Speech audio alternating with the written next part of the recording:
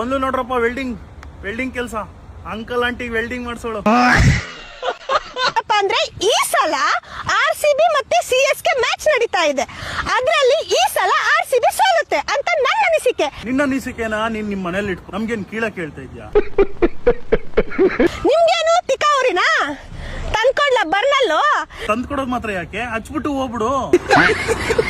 ನಂಗೂ ಬರುತ್ತೆ ಅಕ್ಕನ್ ಅಮ್ಮನ್ ಅನ್ನಕ್ಕೆ.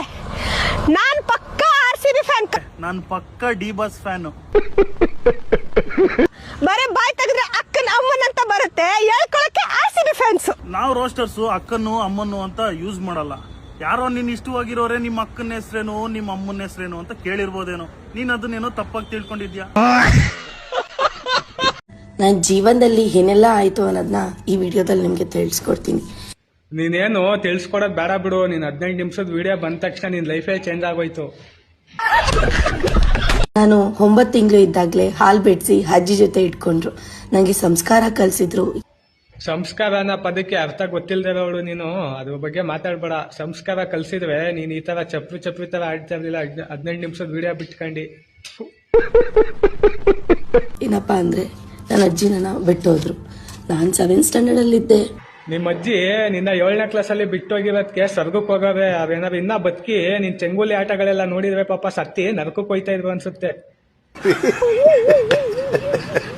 ಬಟ್ ಅಮ್ಮ ನನ್ನನ್ನು 10th ಸ್ಟ್ಯಾಂಡರ್ಡ್ ಅಲ್ಲಿ ಚೆನ್ನಾಗಿ ಓದ್ಬೇಕು, ಒಳ್ಳೆ ಮಾರ್ಕ್ಸ್ ಬರಬೇಕು ಅಂತ ಹಾಸ್ಟೆಲ್ಗೆ ಸೇರಿಸ್ಬಿಟ್ರು.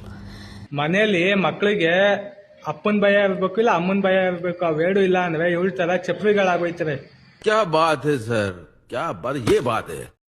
ಇನ್ ನನಕ ಇದಕ್ ಸಂಬಂಧ ಇಲ್ಲ. ಈ ನನ್ನ ಮಕ್ಕಳಕ ನನ್ಗಿನ್ ಸಂಬಂಧ ಇಲ್ಲ. ನೀವ್ ಏನ ಮಾಡ್ಕೊಳ್ರಿ, ನನಕ ಅದಕ್ ಸಂಬಂಧ ಇಲ್ಲ.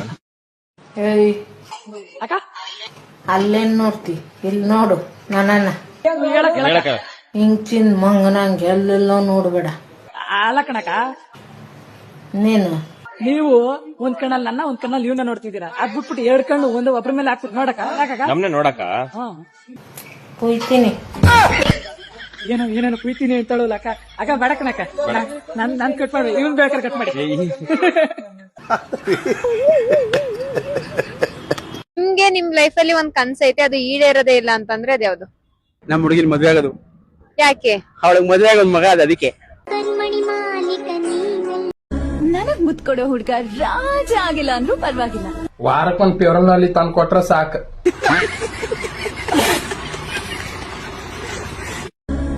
ನನ್ನ ಆತ್ಮೀಯ ಸೆಲೆಬ್ರಿಟಿಗಳೇ, ಅಭಿಮಾನಿಗಳೇ, ನನಗೆ ಒಂದು ಪಿಂಪಲ್ ಆಗಿದೆ. 1, 2, 3 ಪಿಂಪಲ್ ಆಗ್ಯಾವೆ. ನನ್ನ ಫ್ರೆಂಡನ್ನ ಕೇಳಿದೆ ಏನಾದರೂ ಇದಕ್ಕೆ ಔಷಧಿ ಐತಾ ಅಂತ.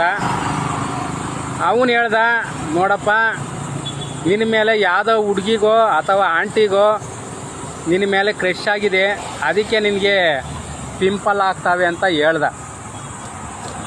ನಾನು ಹೇಳಕ್ಕೆ ಇಷ್ಟಪಡ್ತೀನಿ, ನನ್ನ ಮೇಲೆ ಯಾವ ಹುಡುಗಿಗೆ ಆಂಟಿಗೆ ಕ್ರಶ್ ಆಗಿದೆಯೋ ನೇರವಾಗಿ ಬಂದು ನನ್ನ ಹತ್ರ ಹೇಳಿ. ಯಾಕಂದರೆ ನಾನೇ ಸಂಕೋಚ ಪಟ್ಕೊಳ್ಳಲ್ಲ, ನಾನಿನ್ನ ಹೆಮ್ಮೆ ಪಡ್ತೀನಿ, ನಾನಿನ್ನ ಸಂತೋಷ ಪಡ್ತೀನಿ ಅಂತ ಹೇಳಕ್ಕೆ ಇಷ್ಟಪಡ್ತೀನಿ.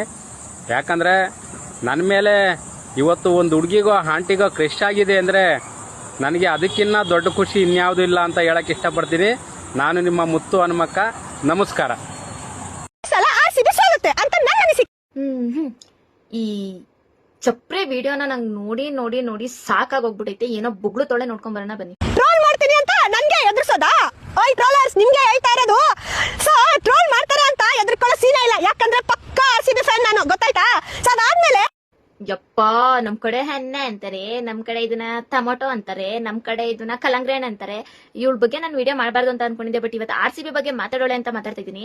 ಏನೋ RCB ಫ್ಯಾನ್ ಅಂತ ಅಂತಾಳೆ, ಜೊತೆಗೆ ಟ್ರೋಲರ್ಸ್ ಗಳ ಬಗ್ಗೆ ಮಾತಾಡ್ತಾಳೆ. ಟ್ರೋಲರ್ಸ್ ಗಳ ಬಗ್ಗೆ ಮಾತಾಡೋ ಯೋಗ್ಯತೆ ಐತಾ? ನೀನ್ ಚಪ್ರಿ ವಿಡಿಯೋ ನಾವು ಟ್ರೋಲ್ ಮಾಡ್ಲಿಲ್ಲ ಅಂದ್ರೆ ನೀನ್ ಯಾವ್ದೋ ಇದ್ರಲ್ಲಿ ಬಿಡ್ತಿದ್ದೆ. ಇಲ್ಲಿ ಬಂದ್ಬಿಟ್ಟು ಹಿಂಗೆ ನಮಗ್ ತಲೆನೋ ಕೊಡ್ತಿರ್ಲಿಲ್ಲ. CSK ಮ್ಯಾಚ್ ನಡೀತಾ ಇದೆ, ಅದ್ರಲ್ಲಿ ಈ ಸಲ RCB ಸೋಲುತ್ತೆ ಅಂತ ನನ್ನ ಅನಿಸಿಕೆ. ನಿಮ್ಗೇನು ತಿಕಾವ್ರಿನಾ? ತಂದ್ಕೊಡ್ಲ ಬರ್ನಲ್ಲು. ಅದಾದ್ಮೇಲೆ ಬರ್ನಲ್ಲಿ ಯಾರಿಗ್ ಯೂಸ್ ಆಯ್ತು? ಹೋಗ್ ಹಚ್ಕೋಗು, ಎಲ್ಲೆಲ್ಲಿ ಬೇಕಲ್ಲೆಲ್ಲ ಬರ್ನಲ್ಲಿ ಹಚ್ಕೋಗು. ಏನಾದ್ರೂ ನಮ್ಮ RCB ಫ್ಯಾನ್ಸ್ ಗಳ ಬಗ್ಗೆ ಮಾತಾಡಿದ್ರೆ ಅದೇ ಪರ್ಕೆಲ್ಲ ಹೊಡೆದ್ ಕಳಿಸ್ತೀವಿ. ಆಂಧ್ರ ಹೀರೋಯಿನ್ನೇ ಸಾಯ್ತಾಳೆ, ಆಂಧ್ರ ಹೀರೋಯಿನ್ನೇ ಸಾಯ್ತಾಳೆ. ಏನು ಸಾಯ್ತಾಳೆ? ಅಯ್ಯೋ ಬಿಡಿ ಸಾರ್, ನಿಮ್ಮನ್ನ ಕ್ಲೋಸ್ ಅಪ್ ಅಲ್ಲಿ ನೋಡಿದ್ರೆ ಎಣ್ಣಾಯಿನೇ ಸಾಯೋತೀನಿ, ಆಂಧ್ರ ಹೀರೋಯಿನ್ ಯಾವ ಲೆಕ್ಕ? ನಾನೇನ್ ಮಾಡೋಣ ಅದಕ್ಕೆ? ಪುಂಗೋದು ಕಡಿಮೆ ಮಾಡ್ಬೇಕು ನೀವು. ನನಗೆ ಹೀರೋಯಿನ್ಗಳೇ ಹೇಳ್ತಾರೆ. ಏನ್ ವಯಸ್ಸಾರ ಮುದ್ಕಂತಾನ? ನಮ್ಮ ಮನೆಗೆ ಅಡುಗೆ ಮಾಡೋಕ್ಕೆ ಏನೂ ಇಲ್ಲ, ಅದರಿಂದ ನೀರು ಉಪ್ಪು ಹಾಕ್ಬಿಟ್ಟು ತಂಗ್ಳು ಮುದ್ದೆ ಕಲ್ಸ್ಕೊಂಡು ತಿಂತಾ ಇದ್ದೀನಿ. ಏನು ಮಾಡೋದು? ಆಯ್ತೇನಮ್ಮ, ಕಟ್ ಮಾಡು ಚಿಕನ್ ಸಾರು.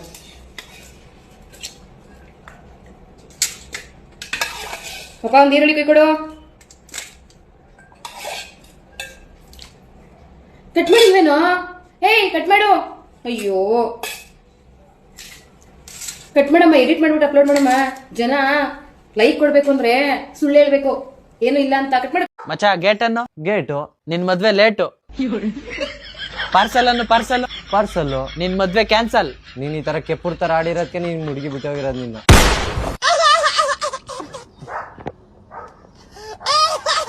ಈ ಆಟೋಗಳಲ್ಲಿ ಪ್ರಯಾಣ ಮಾಡುವಂತಹ ಆಂಟಿಯರಿಗೆ ಒಂದು ಕಿವಿ ಮಾತು: ನೀವು ಆಟೋ ಚಾರ್ಜ್ ಏನು ಪೇ ಮಾಡ್ತೀರಾ ಆ ದುಡ್ಡನ್ನ ಎತ್ತಿ ಕೈಯಲ್ಲೇ ಇಟ್ಕೊಂಡಿರಿ, ಅಥವಾ ಯಾವ್ದಾದ್ರು ಒಂದು ಪರ್ಸಲ್ಲಿ ಇಟ್ಕೊಂಡಿದ್ದು ಆಟೋ ಇಳಿದ ತಕ್ಷಣ ನೀವು ಕೊಟ್ಬಿಟ್ಟು ಹೋಗ್ಬೋದು. ಅದನ್ನ ಬಿಟ್ಟು ನೀವು ನಿಧಾನಕ್ಕೆ ಆಟೋ ಇಳಿದು ಇಲ್ಲಿಂದ ಕೈ ಹಾಕಿ ಒಂದು ಚಿಕ್ಕ ಪರ್ಸನ್ನ ತೆಗೆದು ಆ ಪರ್ಸಲ್ಲಿ ಒಂದಷ್ಟು ಸೇಫ್ಟಿ ಪಿನ್ಸ್, ₹1, ₹2, ₹5 ಕಾಯಿನು, ಆಮೇಲೆ ಒಂದು 10 ಫೋನ್ ನಂಬರ್ ಚೀಟಿಗಳು, ಇದನ್ನೆಲ್ಲ ವಿಂಗಡಿಸಿ ನೀವು ಒಂದು ₹20 ಆಟೋ ಚಾರ್ಜ್ ನ ಪೇ ಮಾಡೋ ಅಷ್ಟರಲ್ಲಿ ಆ ಆಟೋ ಡ್ರೈವರ್ ಆಟೋವನ್ನ ಸ್ಟಾರ್ಟಿಂಗ್ ಅಲ್ಲೇ ಇಟ್ಕೊಂಡಿರ್ತಾನೆ. ನೀವು ₹20 ಆಟೋ ಚಾರ್ಜ್ ಪೇ ಮಾಡೋ ಅಷ್ಟರಲ್ಲಿ ₹50 ಆಟೋ ಗ್ಯಾಸ್ ಖಾಲಿ ಆಗಿರುತ್ತೆ ಅಲ್ವಾ? ನೀವೇ ಒಂದಷ್ಟು ಗ್ಯಾಸ್ ಖಾಲಿ ಮಾಡ್ಬಿಟ್ರೆ ಎಲ್ಲೋಗ್ಬೇಕು ಆಟೋ ಡ್ರೈವರ್ಗಳು?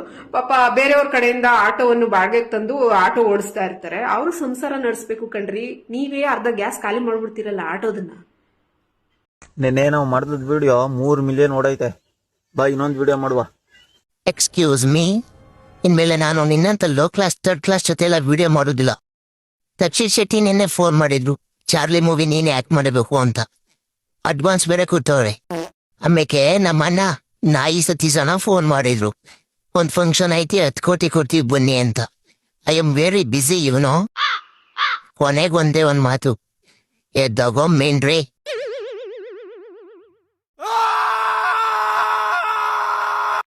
ನಿಮ್ ಕ್ರಶ್ ಮೆಸೇಜ್ ಮಾಡಿ ಒಂದ್ 20 ನಿಮಿಷ ಆದ್ರೂ ರಿಪ್ಲೈ ಮಾಡಿಲ್ಲ ಅಂದ್ರೆ ಅದಕ್ಕೆ ಡಿಪ್ರೆಷನ್.